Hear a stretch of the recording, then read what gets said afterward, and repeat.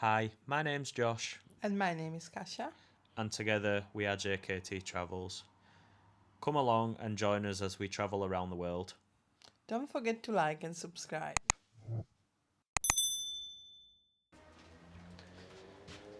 So, guys, this is the roof lining from inside the van, and as you can see, I've already made a start on it.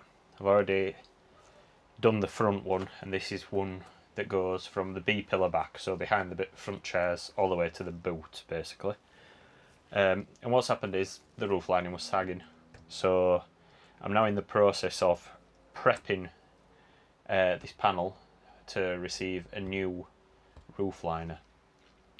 And to do that, I have to remove the old foam, which you can see over here, which is this darker foam, and which I'm using this brush for. And what it does is it binds up into these little balls of old foam. Now, this stuff is incredibly sticky. I'm trying to, it's as sticky as super glue, but with the consistency of chewing gum, so it doesn't set hard on your fingers, which is the issue. If it had been set hard, then this would have probably never sagged. So yeah, that's the biggest issue with it. So to use this brush to keep scraping all the foam back off it, which then will leave me with this hard foam board that the entire panel's made from. And then either tomorrow or the day after, I should have some you know what, I can't remember what it's called now. So it's basically nail varnish remover, and I can't remember what it's called. 2 seconds, I will tell you, because I've got acetone. Can't believe I couldn't remember what it was called there. So yeah, so I've ordered some acetone, 5 litres of it, which will strip the glue away from this board. And then I'm going to order some new carpet, some new glue, and then stick it all back on.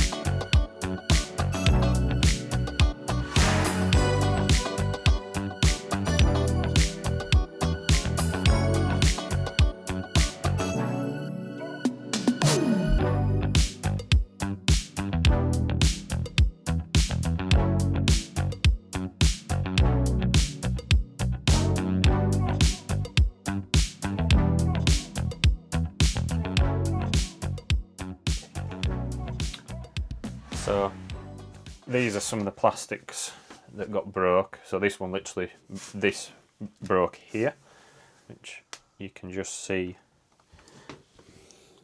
just down here, and I've started welding it with these little metal welds,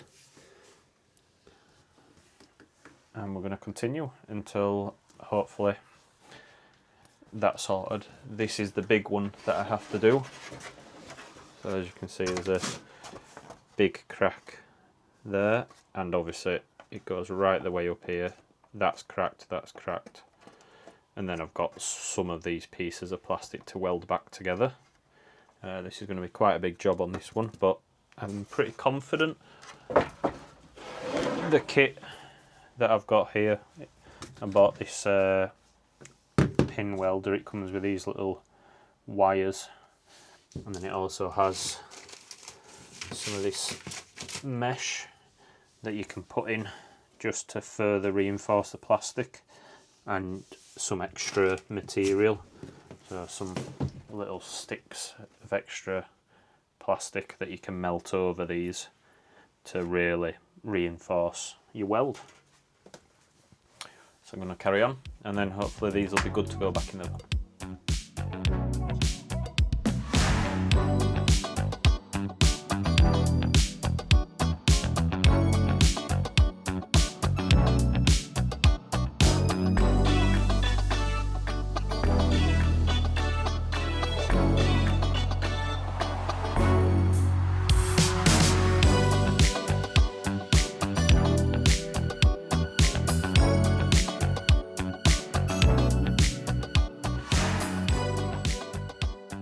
So guys, this is a finished one.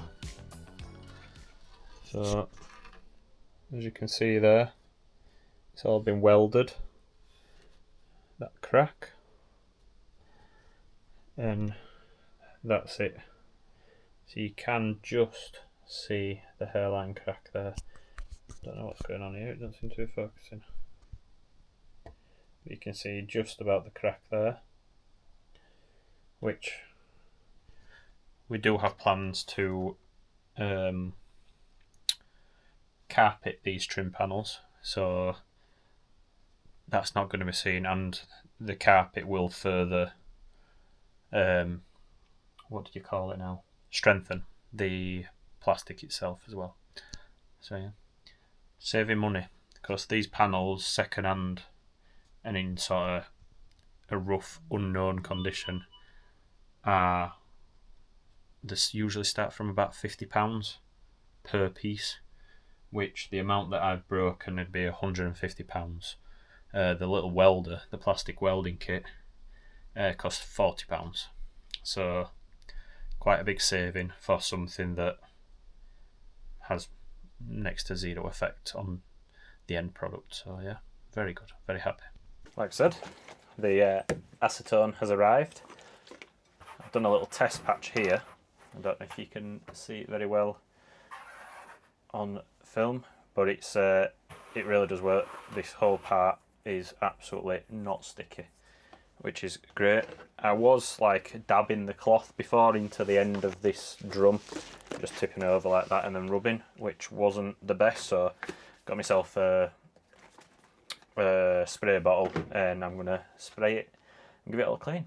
So I'll do a time lapse because this is very just boring for you guys to watch, so I'll crack on.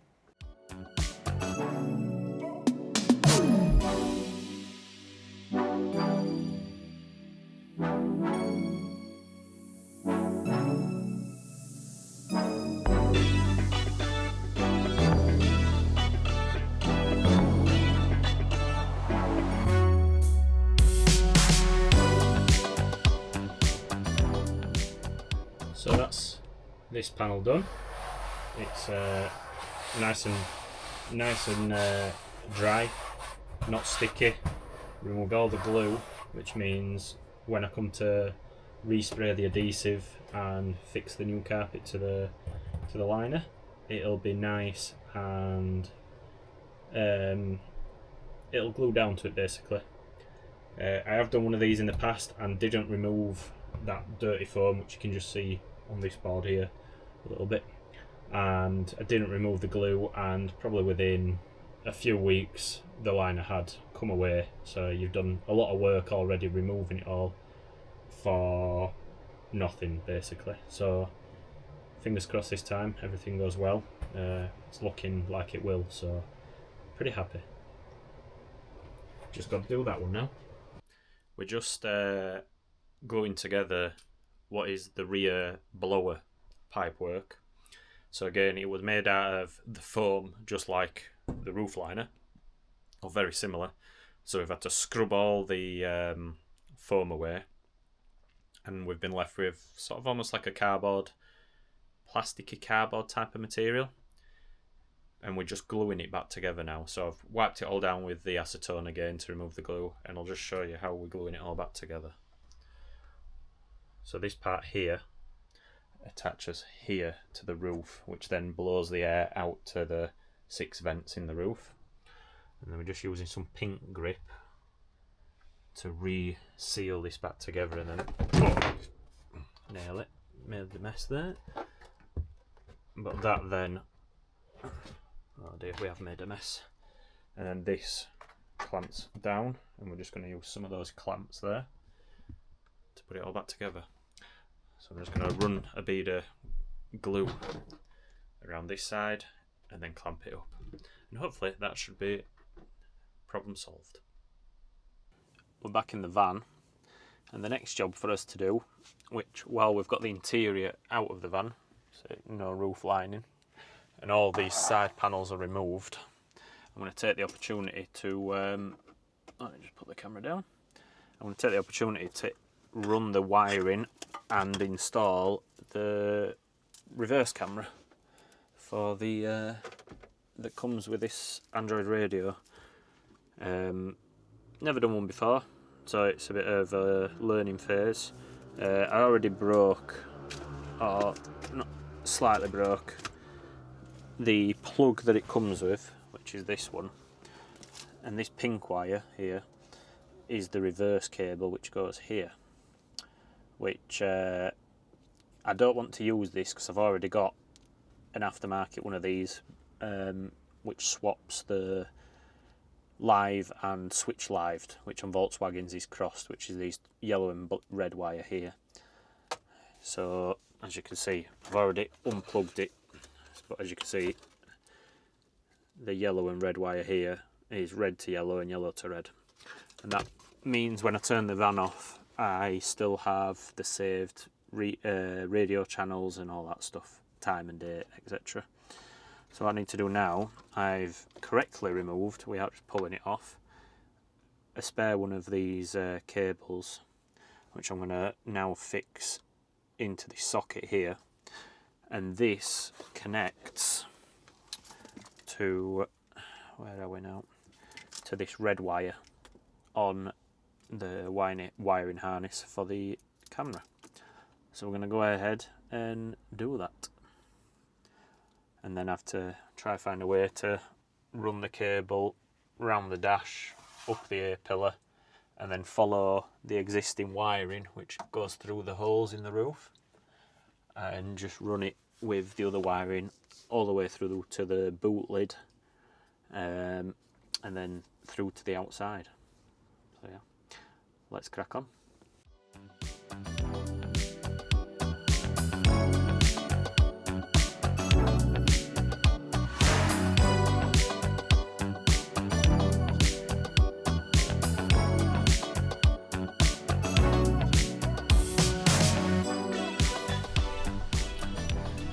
We're starting another job. Well, we're actually finishing a job that I kind of started.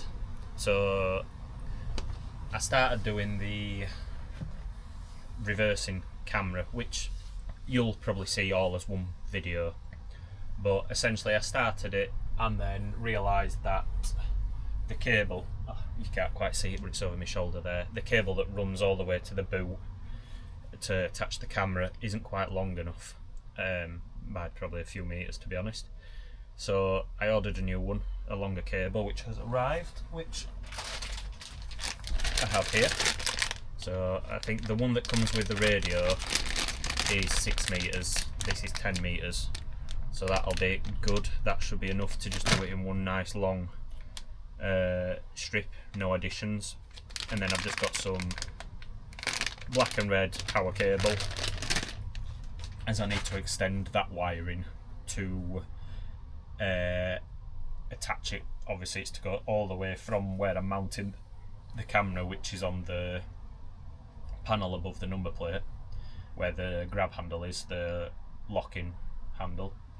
I'm going to attach it there, I think, yeah, because then it's protected a bit out of the weather. I'm going to attach it there and run the cables up through the door gasket. So essentially I'll show you here, it'll essentially go from just behind, next to this locking mechanism, just behind there.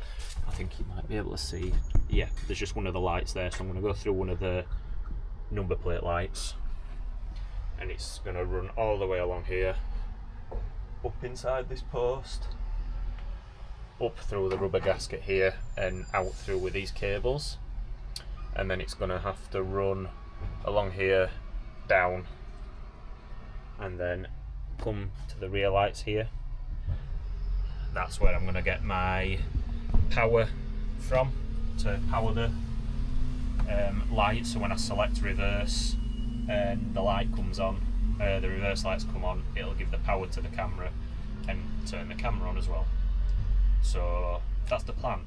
But like all things with old vehicles, or most jobs in general, when you start doing one job, you come across another one. And I managed to get the central locking working on this van, on every door except the boot, which has been, it's not that much of a bigger deal, but it would be nice if it worked. And since repairing it and getting it all working, I've heard it working. So I've located the motor, which is just hidden behind here. And if you can see here, there's a hole. And now, can you just see the little white thing there at the end of my finger? Now, attached to that little white actuator, there should be a rod like this one here that connects to here. And every time you do the locking, it should lock and unlock, or whichever way around that goes. So now my plan is, I've had a quick look on eBay and the internet in general, and have not been able to find a actuator rod. To be honest, anything for a single opening rear door is really tricky to find. I'd imagine it'd be easier if I had a part number, but I cannot even find a diagram that shows me the part numbers of a rear door on a Caravelle, which is a little bit annoying because I would like just to get the straight part. But I've had a thought. And essentially it's just a little piece of metal rod bent into a shape. Now I have an old camping tent peg, which I'm not too sure if it'll be too thick, or it could be about perfect. It's almost the exact same diameter as an original one, which with a bit of bending and possibly a cable tie or two, I reckon this will work. So I'm going to have a go at bending it into a shape which will allow me to connect it and have a functioning central locking on the rear door. I do have a thinner piece of metal in case that one's too big, but we'll see. So we're going to give this a try. So I'll show you how it goes.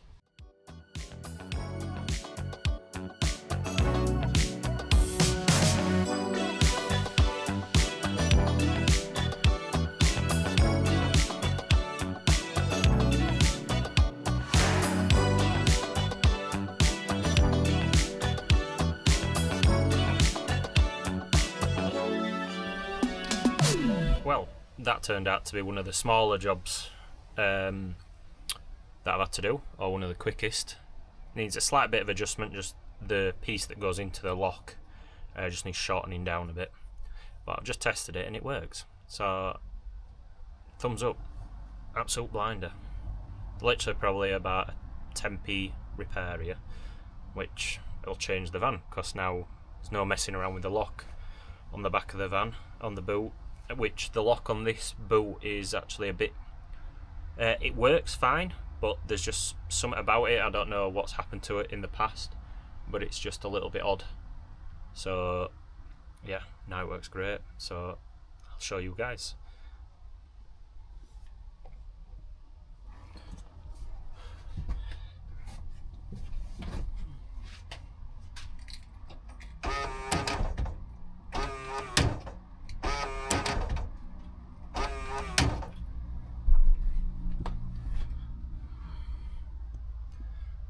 So that's it, all in good working order. So now I'll just do a few adjustments just to make it really secure, and then yeah, I'll crack on with the original job of fitting the reverse camera. So this is how the final piece has ended up looking, just in case anybody has to do this for themselves. So just a tent peg like you saw before. This is how it started, and this is where it fits, and how it all fits together and works. So it just goes through this hole here, and then it pushes into there, and you'll hear a click, and that's because this white, I don't know what you call it, but connector anyway, is got a little recess here for the bar to sit in, and as you'll see now, everything moves perfectly, which is very good. There's some extra attachment points here, and I have no idea what they do. I don't know how they work or anything, so, but obviously can't find any information on that, so we'll just leave it as is. Just got finished doing the install on the reversing camera, so this is what we've got. So I've mounted it just there underneath the number plate.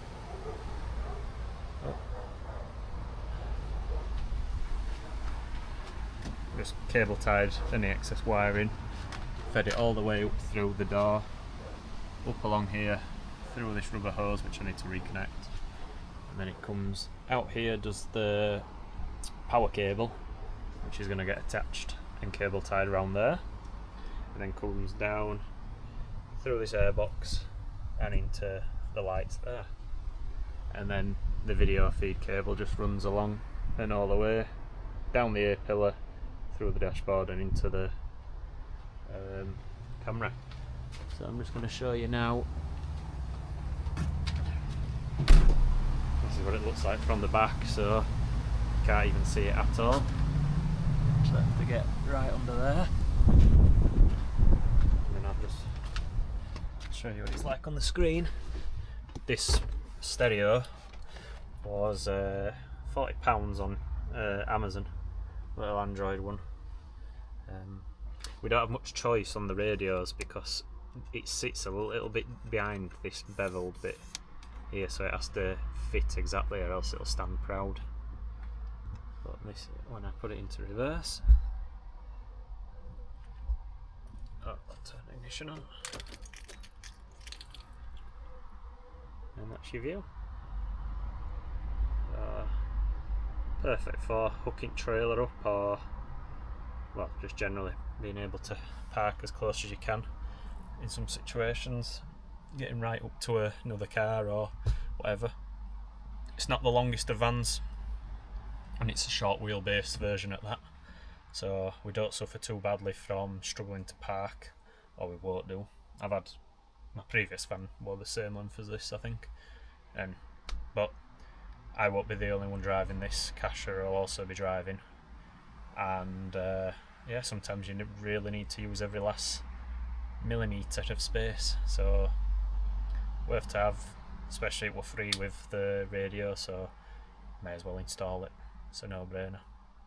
So yeah, that's that. Another job ticked off of the very long list of things to do. So on to the next one. It's time to clean them bad boys.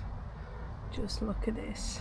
Hopefully I will be able to record some nice after footage, which will be a nice difference to see.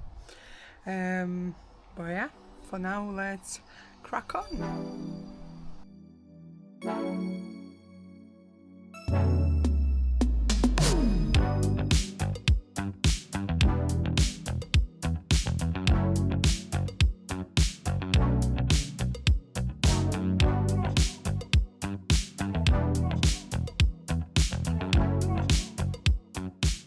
Check this out, that's the difference after the first few washes.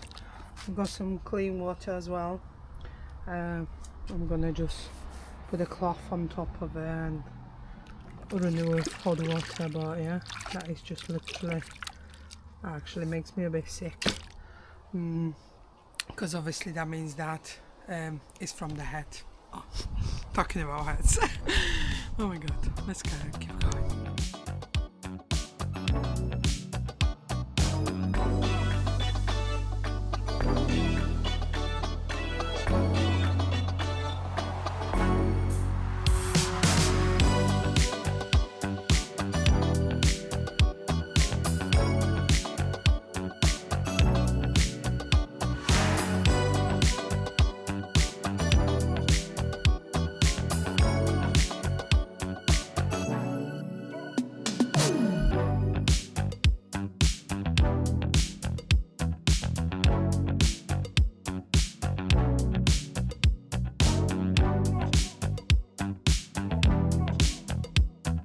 So one chair down, and I just started to do another one. I so can't be asked today, but it got to be done because we're getting the flooring this week.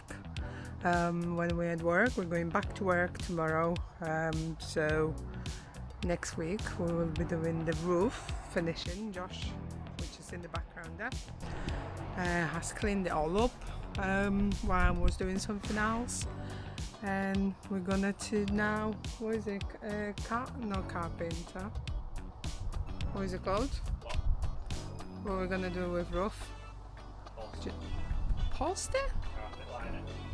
Yeah, put basically a 4-way stretch carpet on top of it, because we don't think if we paint it it's gonna look nice. So yeah, we're gonna do that and do the flooring and then start with the other bits. Every time we touch something, other things are coming out and we finding out that they are broken or something. So especially bless Josh, he's finding all them bits out. So yeah. I'm gonna put some footage of the chairs because it's unreal how dirty they are. Honestly, you will be able to see on the video one chair which I just cleaned and the other one which is dirty. It's honestly, it's disgusting. I'm glad I'm cleaning them.